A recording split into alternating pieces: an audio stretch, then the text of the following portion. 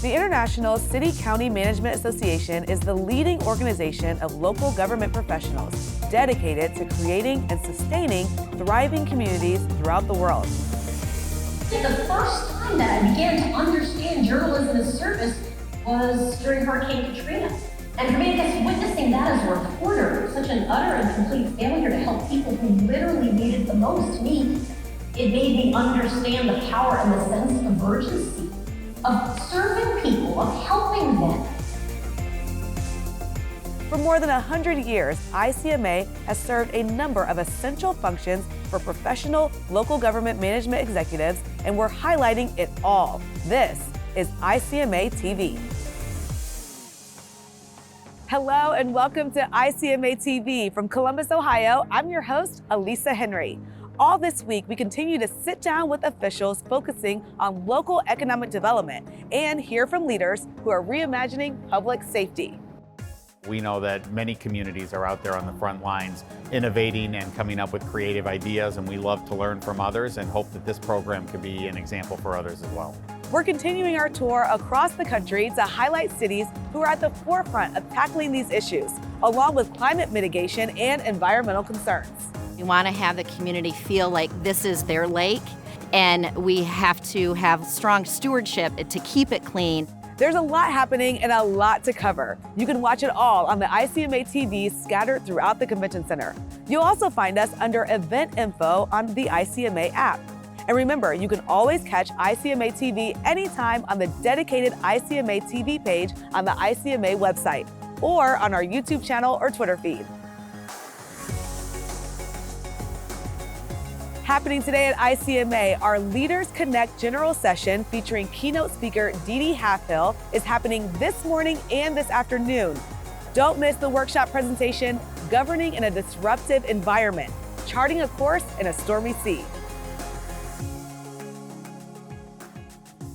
We start today with the best kept secret of Silicon Valley, Gilroy, California. Let's see why they are a shining example of a city that embraces their past to carve out their future. Gilroy offers our residents a beautiful setting. We're surrounded in mountains, parks, and open spaces. We have outdoor activities for all ages. We have family-friendly fun. We have our Gilroy theme park, Gilroy Gardens. We have great food, good schools, very welcoming environment, lots of charitable organizations with whom you can volunteer. Gilroy provides a sense of community that many people who have moved here immediately notice, and they experience it on a daily basis. And I think a lot of people are learning that it's a great place to visit, but it's also a great place to stay. Gilroy is a place that's affordable, it's available, and people can really get something started here if they're looking for some place new to start their family. If you're looking for a place to live, please consider moving to Gilroy, because Gilroy is on the move.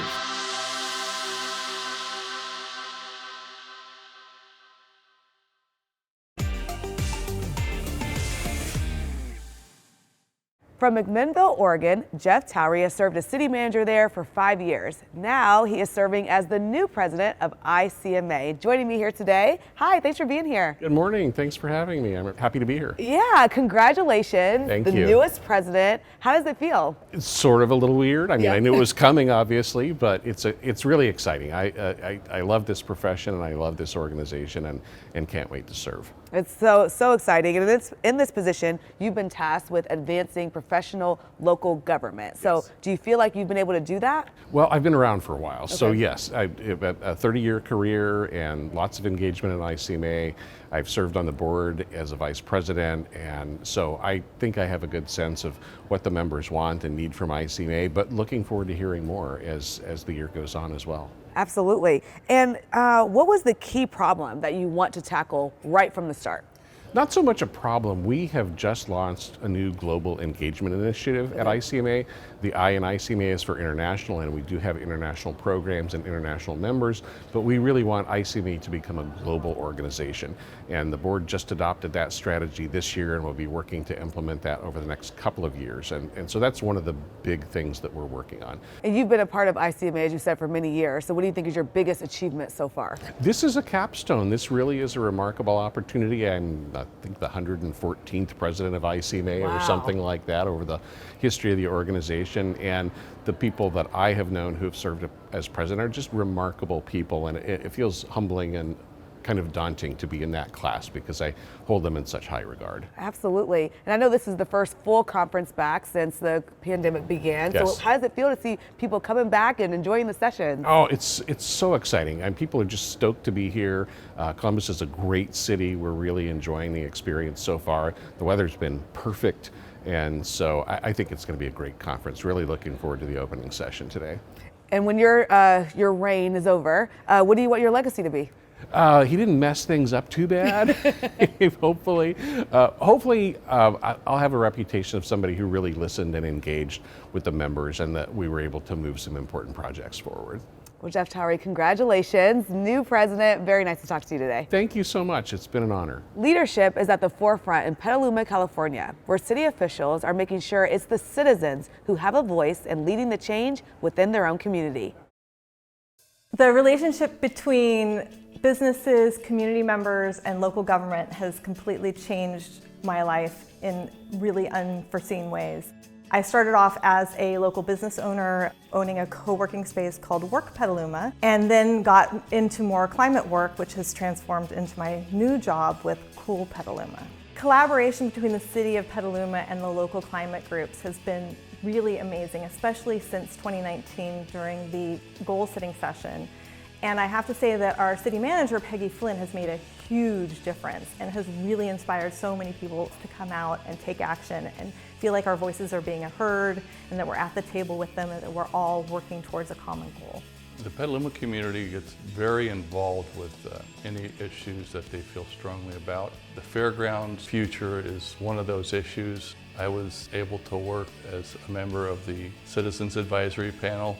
One of the best things about working in the city is the people, whether it's the city manager's office or our homeless service provider partners. Genuine, warm, accepting, collaborative.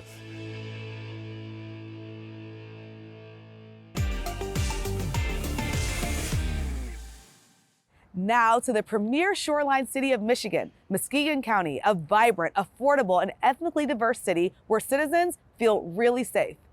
As part of the manufacturing boom, people from all over the country came to Muskegon for the plentiful job. As time passed, that industry began to leave. We, for a very long time, were known as an industrial town with a polluted lake, and that's not who we are anymore. Economic development has enhanced so much within this community. The downtown revitalization has definitely helped businesses not just move downtown, but move across the Muskegon community. We welcome you right away, and we also have great natural resources. Cleaning up Muskegon Lake is huge to this community. We've restored over 6,000 feet of shoreline, over 134 acres of habitat, and removed 150,000 tons of contaminated sediment. Some impactful investments that we're starting to see here is around the spaces of housing and daycare and diversity, equity, and inclusion. We're making sure everybody feels like they belong here and are included in the plans. And everybody coming together has really made that happen.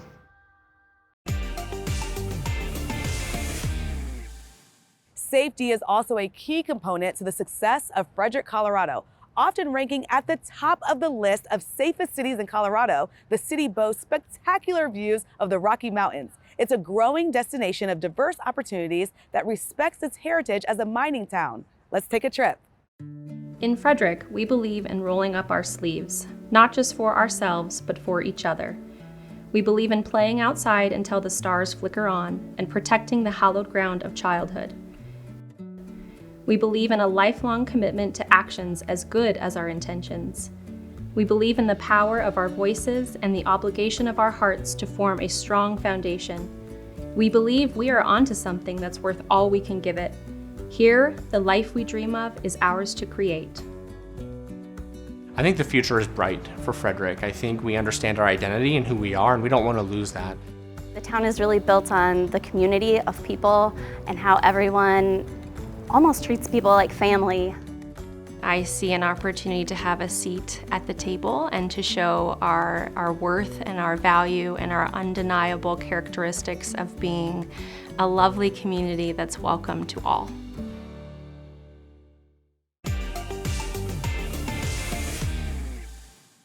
Having a sharp vision when it comes to strategic planning is a valuable tool that can help city leaders navigate challenging periods of growth. Let's see how some attendees are overcoming these obstacles with intentional governance. Leadership and governance requires strategy because we have to be able to plan for our communities. One of the city managers I've spoken with said it very well. If we don't prioritize what we're doing, everything will be prioritized. So we really need to think strategically in the use of our resources, both administrative, financial, and our leadership resources. I have a real interest in small communities. I worked in small communities and I work with small communities. They tend to be the most challenged when it comes to resources, whether it's financial, leadership, administrative. So out of a survey and interviews with a number of Virginia local government managers, but also internationally, a manual has been developed for small communities. How do we do strategic planning? The report provides real-time information from city, county, town managers internationally about what are some of the benefits of having a strategic plan, what are some of the ways that we can develop a strategic plan. There are 5 case studies in the manual that give great information, and there's a step-by-step guide on how to plan for a strategic plan in your community. It does not have to be difficult. Just take a few steps to get on the same sheet of music with your elected officials. And I think it will really grow and help you as a manager. ICMA has published the manual on their website. If you do a quick search on strategic planning, you'll be able to find it there. And certainly folks can reach out to me for a copy. Growth is on full display in the city of Merced, California, where this diverse community of 90,000 is seeing a robust migration of residents from more urban areas. Merced is a 90,000 population city smack dab in the middle of California's Central Valley. Recently, according to a late survey by the State Department of Finance, Merced was the 2nd fastest growing city in the state and the fastest with a population over 35,000. We have the highest number of housing starts in California for a city of our size. We have close to 1,000 units in production all over the city, North, Central, and South Merced. We're taking the affordable housing crisis seriously, and we're working with local developers to ensure that the affordability index of our community stays stable. With the growing industries, there are limitless opportunities for the young people to get high-wage, high-demand jobs and to live here and be productive members of our society.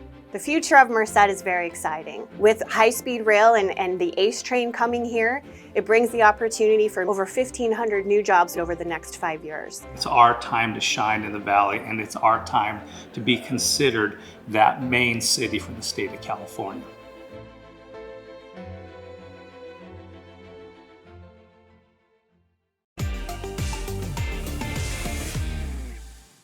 Staying in the Golden State, the city of Hercules in California is working on some exciting plans to develop its waterfront. Let's learn more about this project that will create a downtown area for everybody. Hercules has a very interesting history. We're about 26,000 people. We're located on the San Pablo Bay in Contra Costa County. We're about 30 minutes north of San Francisco. Hercules Waterfront is a master plan community. We started programming on that about 15 years ago. The project has a vision to be mixed use, residential, commercial, and retail. We are hoping to have very soon a transportation hub here so that we'll be in the rail system. We're located along the Union Pacific Railroad right-of-way. Let's Get I-80 Moving seeks to reduce congestion on Highway 80, one of our most congested freeways in the Bay Area. If we can get at least 10% of our drivers off the road and into transit, onto train, ferry, and express bus, then we can not only reduce congestion, but we can make it a much more pleasant travel experience for our residents. We're unique because we have new development, but we also preserve our natural habitat. And I really think the people who live here are really proud of that.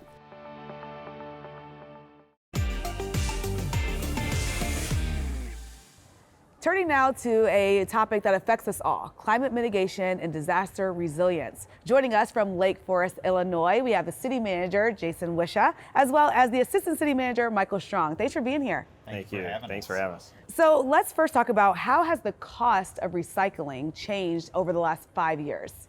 The economics of implementing a recycling program have changed dramatically over the last 4 years. In about 2017 or 2018, China began significantly reducing the amount of recyclable material that they used to take from the United States. And that was the primary source of purchasing recyclable material. What that meant is material that we used to be able to sell for a profit no longer had any market. And as a result, the cost of processing recyclable material went from something we made money off of to costing us a significant amount of money. So what was your idea to reduce these recycling costs?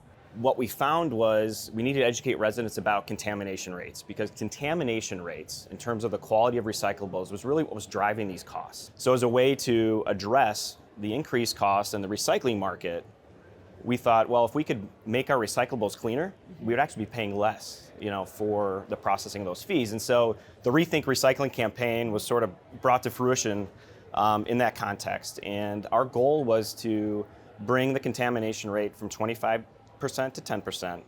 And the secondary goal was saying, well, if we could do that, we could actually save about $50,000 a year on the cost of processing those materials. Incredible, save $50,000. So how is the Rethink recycling campaign, what makes that unique? We tried to think about was, where are the culprits, right? Where is the contamination rate occurring? And we also needed to figure out messaging. And so we focused on key messages that would resonate, that would be easy to understand. And in addition, we created an animated spokesperson called Bart the Cart, who we named. The Cart? Bart the Cart. Bart the Cart. Bart the Cart was an animated recycling toter that then delivered messages. We created short videos. In addition, we hired interns to do curbside recycling audits for us. So these were summer interns that we hired, we brought in, and they actually would do spot inspections out on the street. And they were ambassadors for us because they'd be opening up the lids, of these neighbors, of our residents, and looking inside and saying, okay, is this clean recyclables? Are there things in here that shouldn't be? And then they were leaving notes, oops tags, if you will, saying, and letting the residents know that, certain products weren't recyclable. In the first year of the program, we started to collect some data, and we saw recycling rates go from about 24.9% to just over 17%. And then in this last year, we saw that drop to just over 14%. And I'm happy to report that since early 22, that percentage is now down to 9.8%. So I guess I would ask, what's been the reception from the residents, but it sounds like they've been very on board with this and like actually learning and taking part. They have, and we're fortunate to have a community that has taken very seriously our commitment to environmental stewardship. We have over 90% of our households who are regular participants in our recycling program. So we've heard tremendous feedback from residents on the educational side of the campaign through the audit program, and of course having the animated Bart the Cart mascot, if you will, at a lot of community events has been a huge hit with young families as well. And also I want to say congratulations, because this work that you guys did led to you receiving this year's Community Sustainability Award. So how does it feel to be honored by your peers in this way?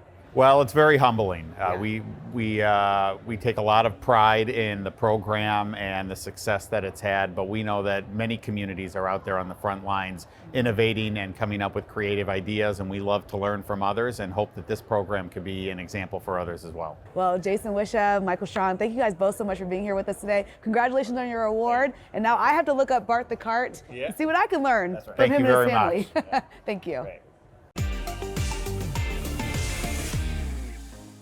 Thanks for joining us for day 2 of ICMA TV. There's still much ahead this week, from in-depth interviews with keynote speakers and highlighting new strategies and leadership and management from all across the country. And remember, you can see news and highlights from ICMA TV on TV throughout the venue, anytime on the dedicated page on the ICMA website, via the event info section on the Meeting app, and on our YouTube channel and Twitter feed. We'll see you right back here tomorrow.